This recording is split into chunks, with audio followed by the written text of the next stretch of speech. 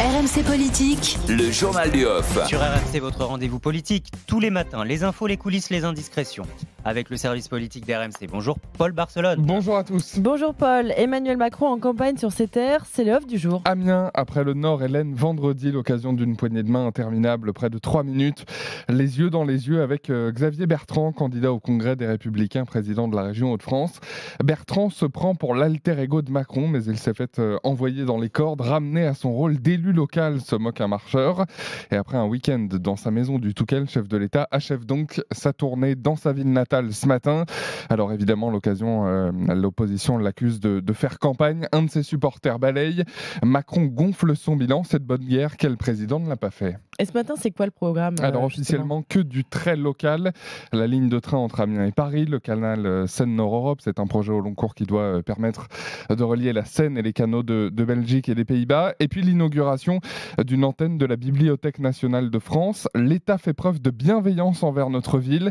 La belle endormie se réveille, savoure un baron local qui n'exclut pas qu'Emmanuel Macron fasse une virée dans une usine du coin. L'occasion sûrement pour Emmanuel Macron de croiser le fer avec un ancien camarade de classe. Et oui, François Ruffin, le député insoumis de la Somme, il va sécher ce matin tout de même la réunion où il est invité à 9h15 avec des élus et des entrepreneurs locaux. Il fait son sketch avec son petit fan club, chambre un soutien amiénois d'Emmanuel Macron. Mais Ruffin organise le comité d'accueil avec des sages-femmes d'une clinique d'Amiens en grève depuis le 22 octobre.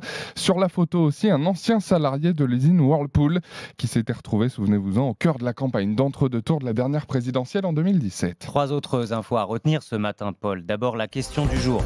Tour de France ou tour de la dernière chance pour Anne Hidalgo? J'ai pas vraiment la réponse. Scotché à 5-6% dans les sondages. La candidate socialiste relance sa campagne.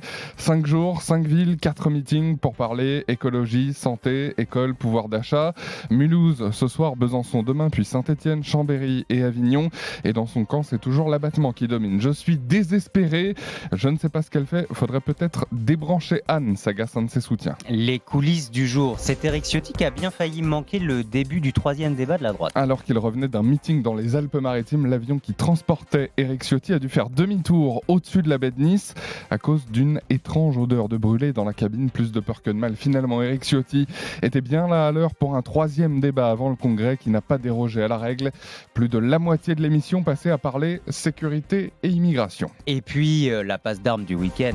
Éric Zemmour, Jean-Christophe Lagarde, ça continue. Oui, sur France Info hier matin, le patron de l'UDI s'est agacé d'entendre Éric Zemmour se réclamer du RPR. Si Monsieur Pasqua était là, il te filerait une balle dans la tête, lâche Jean-Christophe Lagarde.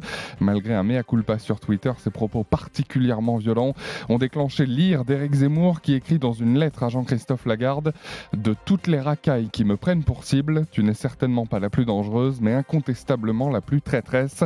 Son entourage fait savoir qu'Éric Zemmour ne portera pas plainte. C'était le journal du off. Merci Paul Barcelone.